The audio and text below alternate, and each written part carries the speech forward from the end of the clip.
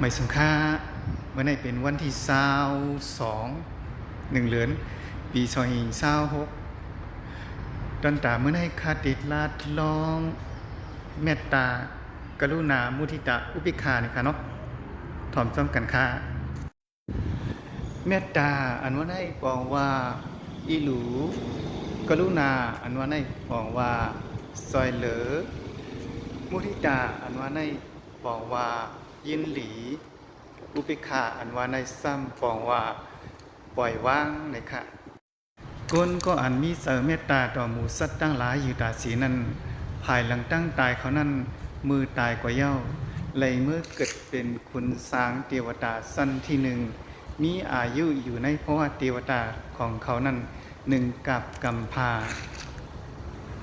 กุนก็อันมีเสริมเมตตากรุณาต่อหมู่สัตว์ตั้งหลายอยู่ตาสีนั้นภายหลังตั้งตายเขานั้นเลยเมื่อเกิดเป็นคุณสังเทวดาสั้นที่สองมีอายุอยู่ในเพราะว่าเทวดาของเขานั้น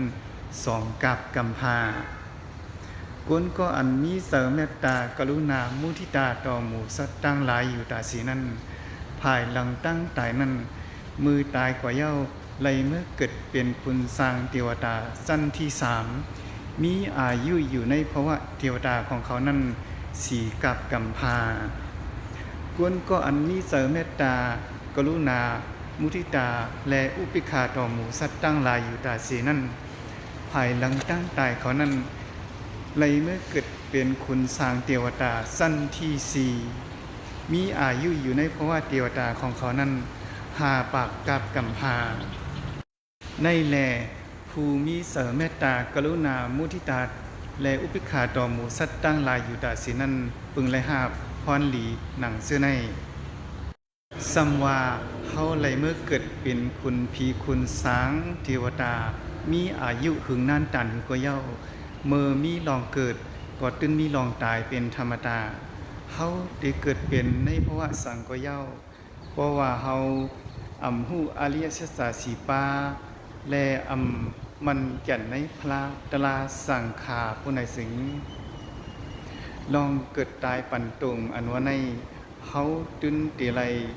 อยู่ในภาวะตายปันตรงอยู่ในอันอมิติสุดเสียงไรกวยกาหนังหือเฮาคาผู้ใดหลุดพ้นในลอกะปันตรงลองเกิดตายอยู่ซึ่งในมีเส้นทางเหลียวนั่นเป็นเส้นทาง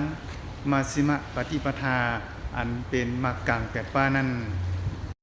มรรคกลางแปดป้าอันว่านั่นซ้ำเป็นสังเป็นเสื่องหือหนึ่งสัมมาทิฏฐิสองสัมมาสังกัปปะสามสัมมาวาจาสี่สัมมากัมมันตาห้าสัมมาอาชีวะหกสัมมาวายามะเจ็ดสัมมาสติ8สัมมาสมาธิซึ่งในแลเป็นเส้นทางปฏิปทาให้ถึงลองหมอดหายแปดลองเกิดลองแก่ลองเซฟลองตายใบสูงดังสินค้า